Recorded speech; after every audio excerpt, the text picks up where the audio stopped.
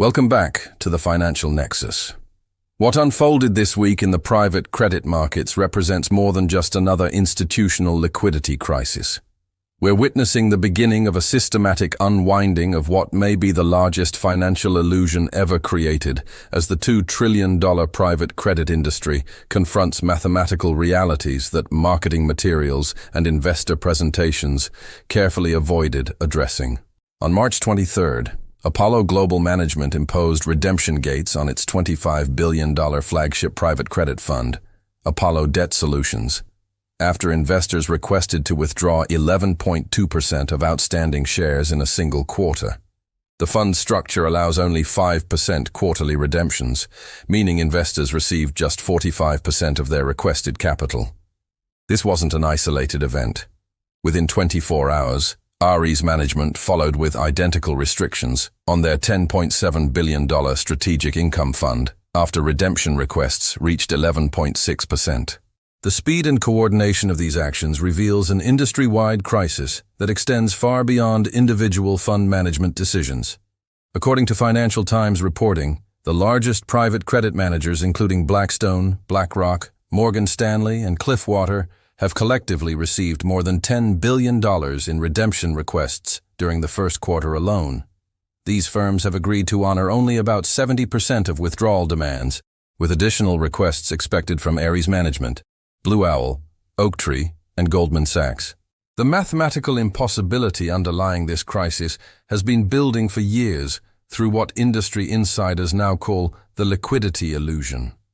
Private credit funds marketed themselves as semi-liquid investment vehicles, offering quarterly redemption opportunities while investing in fundamentally illiquid direct loans to middle-market companies. This structural mismatch between asset liquidity and liability structure created systemic vulnerabilities that became apparent only when significant numbers of investors sought simultaneous exits. Goldman Sachs analysts predict the retail private credit sector could shed between $45 billion and $70 billion in assets over the next 2 years, reversing explosive growth that saw retail credit fund assets balloon from $34 billion at the end of 2021 to $222 billion by the end of last year. This represents the most dramatic reversal in alternative asset growth patterns since the 2008 financial crisis. The underlying causes of this redemption surge extend beyond normal market volatility into fundamental questions about credit quality and transparency that have been mounting for months. Investors have grown increasingly concerned about private credit exposure to software companies whose business models face disruption from artificial intelligence. Unlike publicly traded companies that must disclose detailed financial information quarterly, private credit borrowers operate under much less stringent reporting requirements, leaving investors largely dependent on fund manager assessments of portfolio quality. This opacity became problematic as artificial intelligence began reshaping software industry economics in ways that traditional credit analysis couldn't predict or measure. Companies that appeared financially stable based on historical metrics suddenly faced existential threats to their revenue models as AI automation reduced demand for their products and services. Fund managers found themselves holding loans to companies whose fundamental business assumptions had been invalidated by technological change they hadn't anticipated. The concentration of private credit lending in technology and software companies created portfolio risks that weren't apparent through traditional diversification metrics. While funds maintained exposure across hundreds of different borrowers, many of these companies faced similar disruption threats from AI implementation across their customer bases. What appeared to be diversified lending portfolios actually represented concentrated bets on the continued viability of pre-AI business models. Apollo's response to the redemption crisis revealed the industry's fundamental dependence on investor confidence rather than asset quality to maintain stability.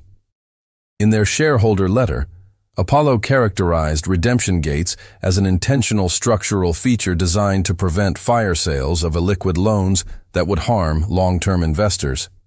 However, this explanation highlights the circular logic underlying private credit valuations, where asset values depend on avoiding market-based price discovery that would reveal actual liquidity constraints. The broader private credit industry has grown to nearly $2 trillion globally through a combination of yield-hungry investor demand and regulatory changes that encouraged alternative lending outside the traditional banking system. Following the 2008 financial crisis, banks faced increased capital requirements and lending restrictions that created opportunities for non-bank lenders to fill credit gaps in the middle market. Private credit funds position themselves as providing essential capital to growing companies while offering investors higher returns than traditional fixed-income investments. This growth accelerated during the low-interest rate environment that persisted through 2023, as institutional and high-net-worth investors sought yield enhancement through alternative strategies. Private credit funds marketed themselves as providing steady returns with lower volatility than equity investments, while maintaining quarterly liquidity that distinguished them from traditional private equity investments with multi-year lockup periods. The Federal Reserve's monetary tightening cycle that began in 2022 fundamentally altered the economics of private credit investing in ways that became apparent only during the recent redemption crisis. Higher interest rates increased funding costs for private credit borrowers, while simultaneously providing investors with attractive returns in traditional fixed-income markets, reducing the relative appeal of illiquid alternative investments. More significantly, higher rates exposed the interest rate sensitivity of private credit portfolios that had been largely hidden during the low-rate environment.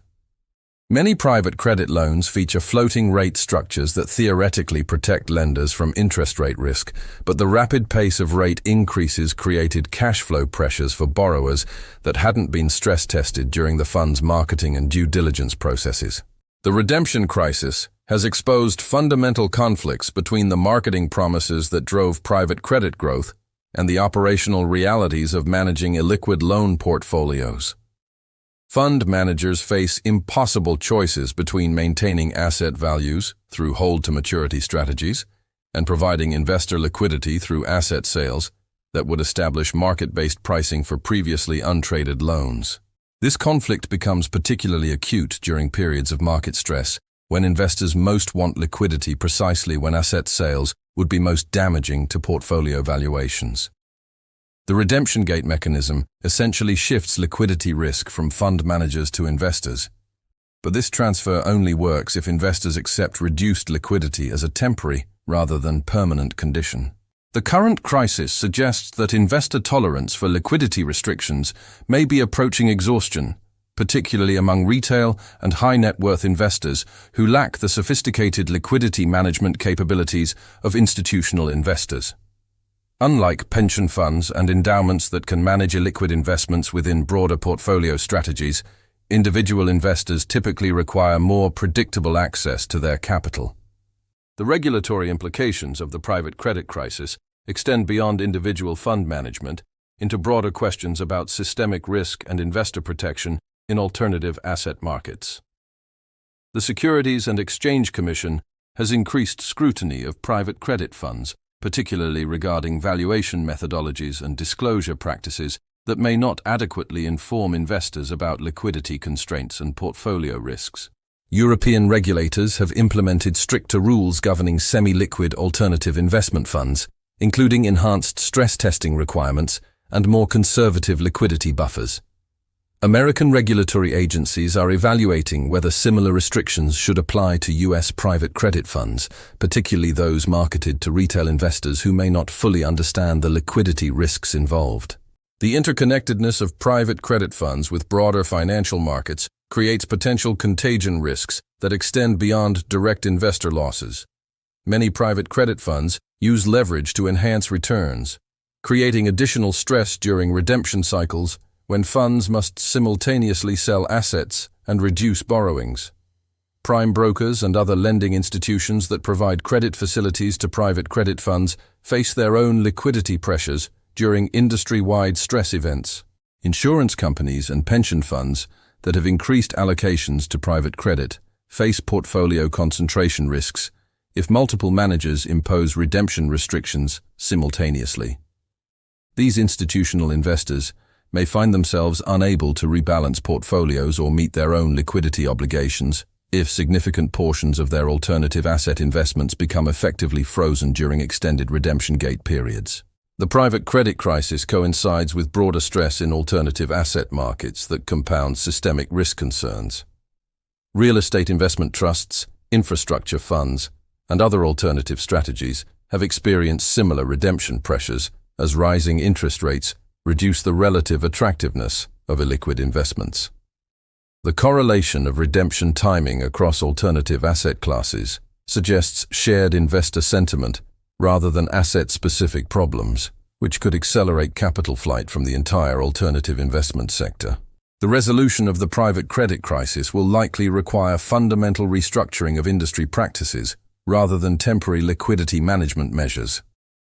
Fund managers may need to abandon quarterly redemption features in favor of longer lockup periods that better match asset and liability duration. Alternatively, the industry may shift toward more liquid investment strategies that sacrifice yield for improved liquidity management capabilities. The pricing implications of forced asset sales during the unwinding process remain uncertain but potentially severe. Private credit valuations have historically relied on model-based approaches rather than market-based pricing, creating potential for significant write-downs when assets must be sold to meet redemption demands. The magnitude of these valuation adjustments will determine whether the current crisis represents a temporary liquidity disruption or a fundamental repricing of private credit risk premiums. The broader economic implications depend on the extent to which private credit contraction affects middle-market lending availability. If traditional banks cannot or will not replace private credit capacity as it shrinks, borrowers may face significant refinancing challenges that could trigger defaults and broader economic stress. The timing of this potential credit contraction coincides with other economic headwinds, including geopolitical tensions and inflation concerns that compound recession risks. What emerges from this analysis is recognition that the private credit industry's rapid growth was built on structural assumptions about investor behavior and market stability that have proven unsustainable during the first significant stress test. The liquidity illusion that drove industry expansion has been exposed as mathematically impossible when significant numbers of investors seek simultaneous exits from fundamentally illiquid investment strategies.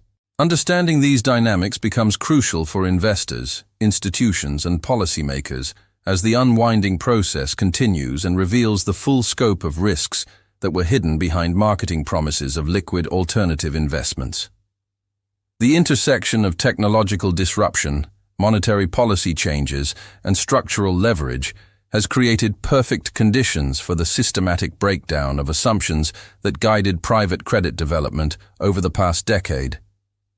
Thanks for staying with us through this analysis of the private credit crisis that's reshaping alternative asset management. The mathematical impossibilities underlying semi-liquid investment structures operate according to financial physics that ultimately cannot be suspended through marketing or regulatory arbitrage. We'll continue monitoring these developments as they unfold and examining their implications for the broader financial system. Make sure to subscribe for continued coverage of the structural forces driving this historic unwinding of alternative asset illusions.